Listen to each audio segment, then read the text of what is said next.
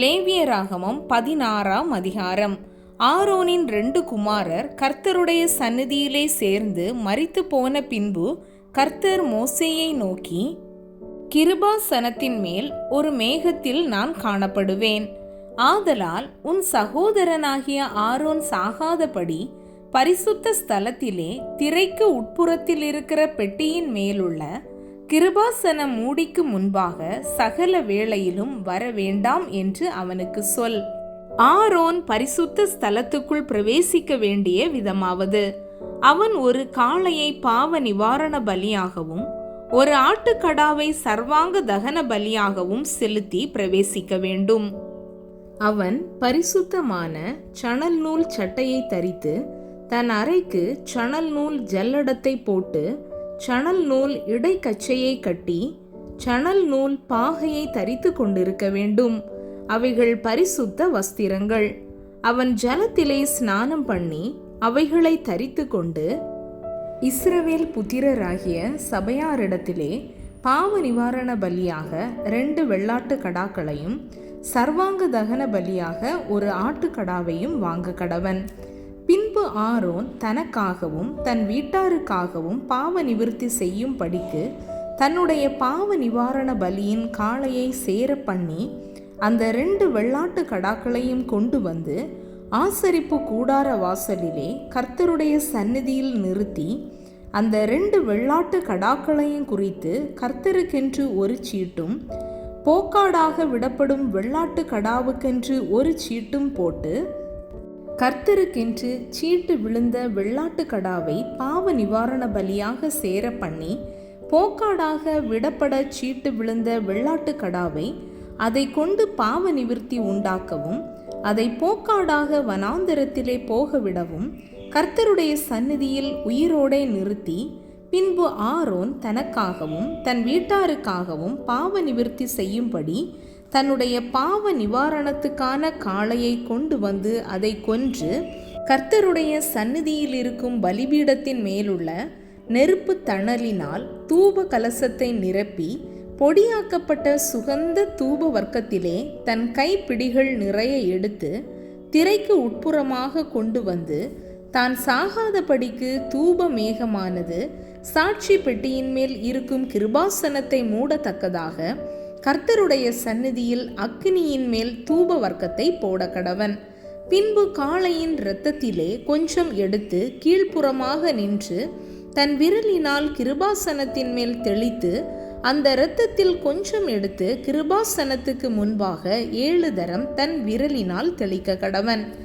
பின்பு ஜனத்தினுடைய பாவ நிவாரண பலியான வெள்ளாட்டு கடாவை அவன் கொன்று அதன் இரத்தத்தை திரைக்கு உட்புறமாக கொண்டு வந்து காளையின் இரத்தத்தை தெளித்தது போல அதன் இரத்தத்தையும் கிருபாசனத்தின் மேல் அதற்கு முன்பாகவும் தெளித்து இஸ்ரவேல் புத்திரருடைய தீட்டுகளின் நிமித்தமும் அவர்களுடைய சகல பாவங்களினாலும் உண்டான அவர்களுடைய மீறுதல்களின் நிமித்தமும் பரிசுத்த ஸ்தலத்திற்காக பிராயச்சித்தம் செய்து அவர்களிடத்தில் அவர்களுடைய தீட்டுகளுக்குள்ளே நிற்கிற ஆசரிப்பு கூடாரத்திற்காகவும் அப்படியே செய்ய கடவன்.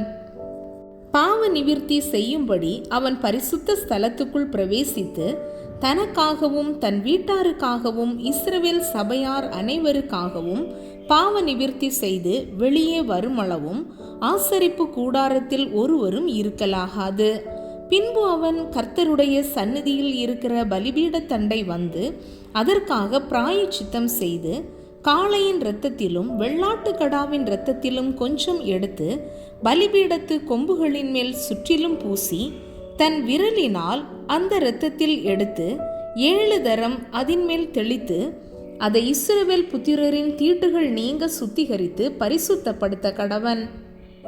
அவன் இப்படி பரிசுத்த ஸ்தலத்துக்கும் ஆசரிப்பு கூடாரத்துக்கும் பலிபீடத்துக்கும் பிராயச்சித்தம் செய்து தீர்ந்த பின்பு உயிரோடு இருக்கிற வெள்ளாட்டு கடாவை சேர பண்ணி அதன் தலையின் மேல் ஆரோன் தன் 2 கைகளையும் வைத்து அதன் மேல் இஸ்ரவேல் புத்திரருடைய சகல அக்கிரமங்களையும் அவர்களுடைய எல்லா பாவங்களினாலும் உண்டான அவர்களுடைய சகல மீறுதல்களையும் அறிக்கையிட்டு அவைகளை வெள்ளாட்டு கடாவினுடைய தலையின் மேல் சுமத்தி அதை அதற்கான ஆள்வசமாய் வனாந்திரத்துக்கு அனுப்பிவிட கடவன்.